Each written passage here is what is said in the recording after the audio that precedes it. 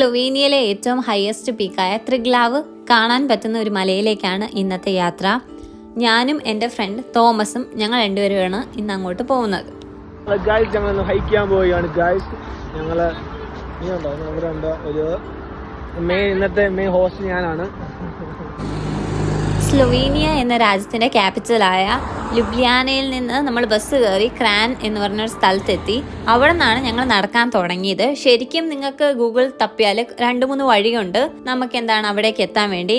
ഇത് കുറച്ച് ലോങ് ആയ റൂട്ടാണ്. അപ്പം നമ്മൾ കുറച്ച് അധികം നടക്കാൻ വേണ്ടി ഇതൊരു 6-7 കിലോമീറ്റേഴ്സ് നമുക്ക് നടക്കണം മലയിൻ്റെ മുകളിലേക്ക് എത്താൻ വേണ്ടി. ഞാൻ കാലെന്ന് പറഞ്ഞ് ഇവനെ കാണിക്കുമായിരുന്നു ഇതിൻ്റെ ഇടയ്ക്ക്.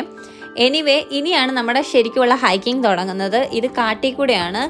ആൻഡ് ഇത്രയും നാളെ നമ്മൾ റോട്ടിൽ കൂടെ നടന്നു വന്നത്. ഇനി ഫുൾ കാട് കയറുവാണ് നമ്മൾ. അപ്പോൾ നമുക്ക് കാണാം കുറച്ച് എത്തിക്കഴിയുമ്പോൾ നല്ലൊരു മെഡോ അല്ലെങ്കിൽ നല്ലൊരു പുൽ മൈതാനം. ആൻഡ് അവിടെ കുറച്ച് പശുക്കളും കാര്യങ്ങളൊക്കെ ഉണ്ട്. പിന്നെ നല്ല റിസ്കി ആയ റൂട്ടാണ്. ആൻഡ് നമുക്ക് ഇത്രയും റിസ്കി ആണെന്ന് നേരത്തെ അറിയത്തില്ലായിരുന്നു. അല്ലെങ്കിൽ നമ്മൾ ഫുൾ ഗിയറും കൊണ്ട് വേണം ഒരു ഹൈക്കിന് വരാൻ വേണ്ടി, ഷൂസും പ്രോപ്പറായിട്ട്. പക്ഷെ ഇപ്രാവശ്യം നമ്മൾ നോർമലി ആണ് വന്നത്. പക്ഷേ എന്നാലും ഞങ്ങൾ കുറേ ഹൈക്ക് ചെയ്ത് എക്സ്പീരിയൻസ് ഉള്ളതുകൊണ്ട് നമുക്ക് കുഴപ്പമില്ല. അല്ലെങ്കിൽ നമ്മൾ പ്രോപ്പർ ഗിയർ തന്നെ ഇടണം, അല്ലെങ്കിൽ തെന്നി വീഴാനും സ്ലിപ്പ് ചെയ്യാനൊക്കെ നല്ല ചാൻസ് ഉണ്ട്. ആൻഡ് കുറച്ച് ഹൈക്ക് ചെയ്ത് കഴിയുമ്പോൾ നമുക്കൊരു നല്ല ഭംഗിയുള്ള സ്ഥലം കാണാം. അപ്പോൾ ഒരു സന്തോഷം വരും. അങ്ങനെ അറ്റ് ലാസ്റ്റ് നമ്മൾ എത്തി മലേൻ്റെ മേളിൽ. ഇതൊരു പള്ളിയാണ്. എല്ലാം സ്ലൊവേനിയയിലെ മിക്ക മലേൻ്റെ മേളിൽ ഒരു പള്ളി ഉണ്ടാവും. അപ്പോൾ ഈ ഒരു പള്ളീൻ്റെ പേര് SV യോഷ്ത് എന്നാണ്.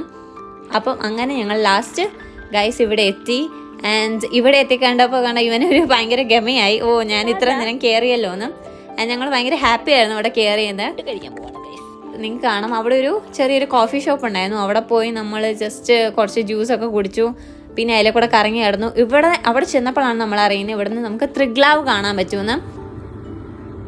മൗണ്ട് ത്രിഗ്ലാവ്. അതിനുശേഷം നമ്മൾ പിന്നെയും ആ സ്ഥലമൊക്കെ ഫുള്ള് കറങ്ങി നടന്ന് കണ്ടതിന് ശേഷം ഇനിയും ഹൈക്ക് ചെയ്ത് താഴേക്ക് വരണം.